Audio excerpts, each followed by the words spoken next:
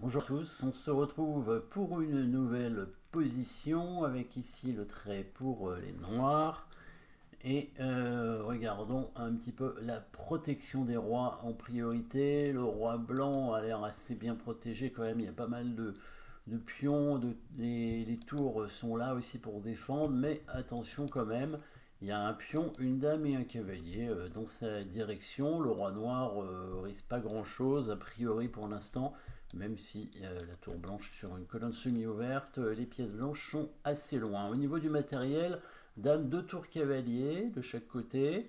Les noirs ont 7 pions et les blancs en ont 7 aussi, donc égalité matérielle.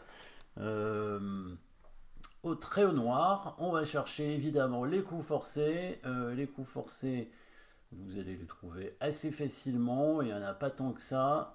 Il n'y a que des échecs de dames pour commencer. Il y en a plusieurs, mais ils sont évidemment pas tous bons, bien sûr, hein. Et je crois qu'à chaque coup de dame, eh ben, il va pouvoir la prendre. Donc il faudra quand même bien vérifier lequel, s'il y en a un qui est bon sur ces échecs, lequel est le bon, évidemment. Parce qu'il y a 4 échecs de dame et à chaque fois on donne la dame, hein. Dame prend pion E5, ça n'a pas l'air terrible. Dame F4, ça n'a pas l'air terrible non plus, hein. Il peut prendre, en prenant E5, ça sert à rien, parce qu'il va simplement prendre un pion au milieu qui n'est pas intéressant. Dame F4, c'est la même chose. Dame G3, ça a l'air déjà plus intéressant. Et Dame prend G2, évidemment, c'est pas bon non plus. Il y a la tour qui prend. Pourquoi Dame G3 est plus intéressant? Parce que quand il reprend avec la tour, eh ben on peut faire un autre échec après. Et oui, en prenant avec le pion. Et le roi blanc n'a pas beaucoup de cases. Et il n'en aura qu'une. Forcément, c'est venir en H1 avec le roi.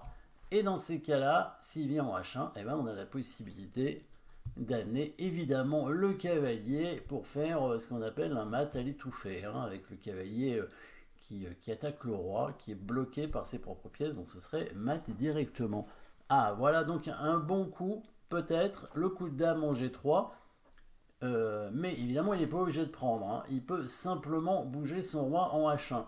Alors, on aurait quand même le coup de cavalier, hein, en F2 pour faire une fourchette roi-dame, hein, puisqu'on attaquerait le roi et la dame en même temps. Donc, il serait obligé de sacrifier sa tour sur le cavalier. On reprendrait la tour avec la dame.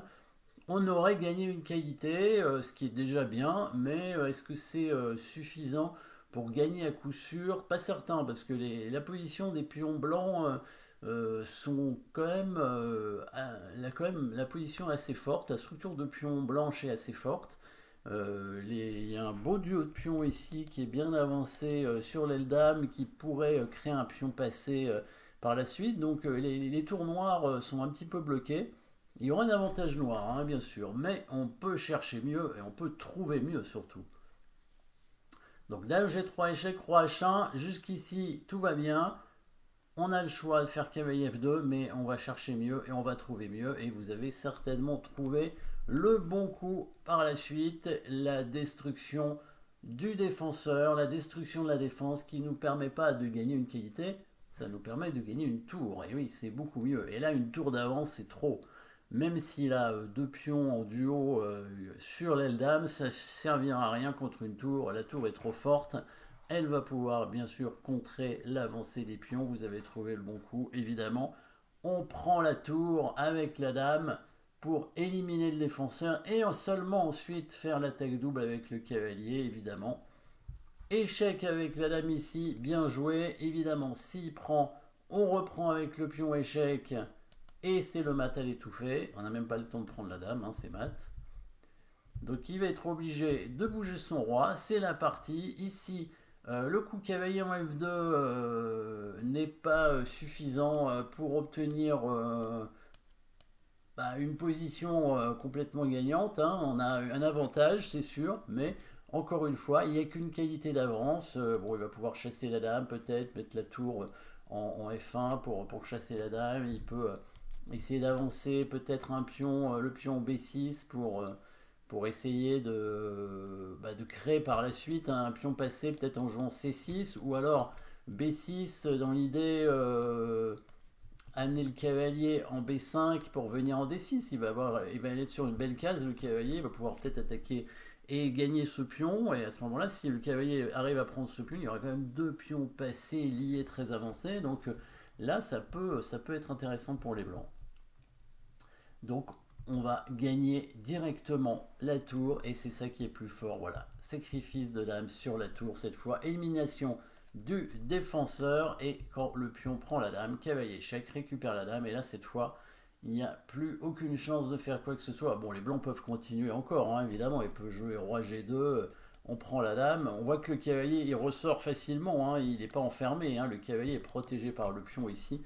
Donc il risque rien, il pourrait même venir en B2 parce qu'après il revient en C4, donc le cavalier ne peut pas être capturé par la tour blanche, et les pions blancs bah là se font arrêter par les tours noirs, hein, sans problème, il y a une tour d'avance, hein. En plus il y a un pion passé chez les noirs aussi, donc ici la finale devrait gagner facilement, donc bon, petite combinaison assez simple ici, mais bon bah le joueur avec les blancs n'a pas vu, hein, c'était un grand maître hein, quand même, Hunziker, qui était un grand maître allemand de l'époque, qui a raté cette combinaison avec les blancs, qui s'est fait prendre la tour, évidemment, bah, il a fini par abandonner. Merci d'avoir suivi cette position, n'oubliez pas de vous abonner et à très bientôt.